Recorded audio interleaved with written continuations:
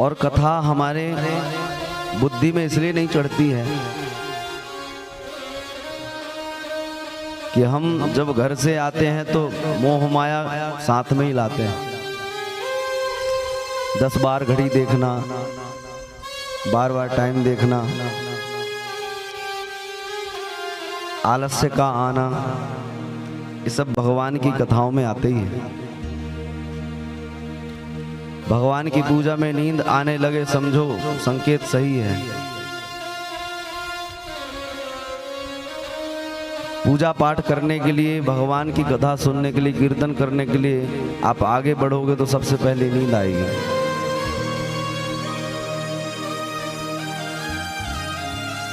क्योंकि जो हमारे अंदर दुर्गुण भरे हुए हैं वो सब सामने निकल करके आते हैं।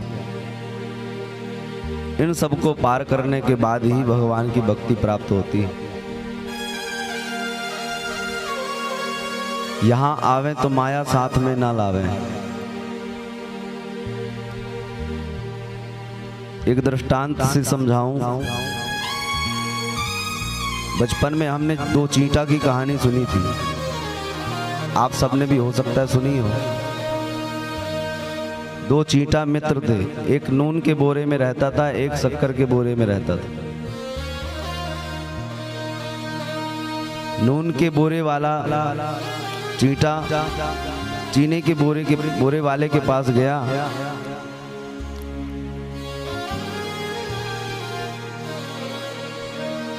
मित्रता थी, दोनों आपस में मिले। घूमते घूमते वापस नून के बोरे वाला कहता है कि चलो हमारे यहाँ आज प्रसाद हो जाए। साथ ही में ले गया। अब जो वस्तु है वही तो खिलाएगा। नमक का बोरा था, नमक खिला। चीनी खाने वाला नमक खाएगा तो स्वाद तो अलग ही है। पूरा मुंह खराब हो गया उसका। बोला कहाँ मैं चीनी खाने वाला, ये नमक खिला के रख दिया। वो कहता क्यों, तुम्हें आनंद नहीं आया? बोले इसमें आनंद आएगा, इसमें तो कोई रस ही नहीं है। बोले हमारे यहाँ कभी आओ, फिर खिलाते हैं तुमको। ठीक है मित्र, आएंगे। एक दिन गया नून के बोरे वाला, और जब गया तो थोड़ा सा नमक मुंह में डाल करके ले गया। भाई किसी के यहाँ जाओ तो अपनी व्यवस्था से जाओ, हो सकता है लेट लपाट हो जाए, भूख लगे आए तो अपनी पोटली दबा करके ले जाओ। थोड़ी सी नमक की डेली अपने मुख में रख लिया, चूसता रहा। जब चीनी की बोरे वाले के पास गया, उसने बड़ा दिव्य स्वागत किया। कहता लो भैया चीनी खाओ।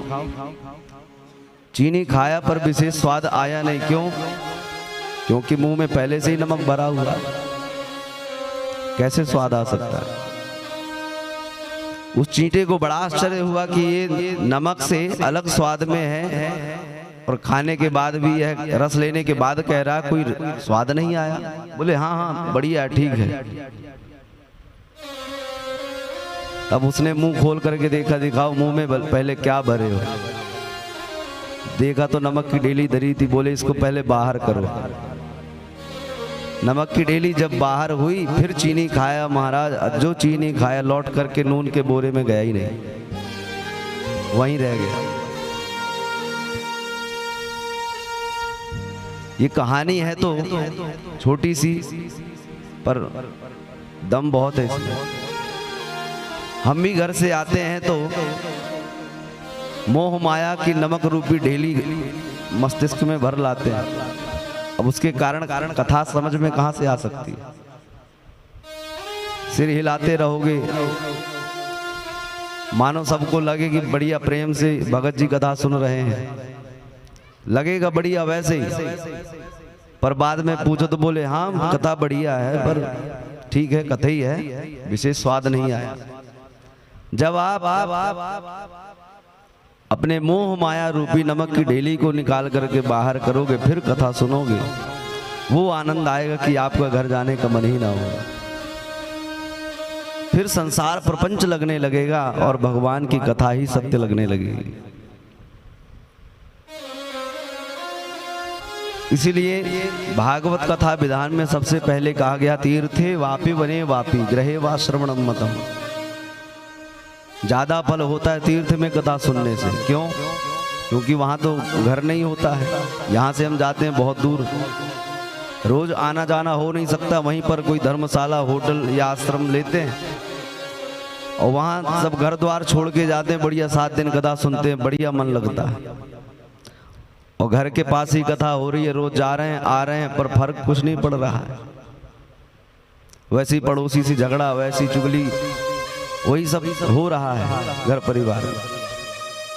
कथा का मतलब ये है कि आपके जीवन में बदलाव आना चाहिए। नहीं तो आप लाखों कथा सुन लो, उसका क्या फायदा।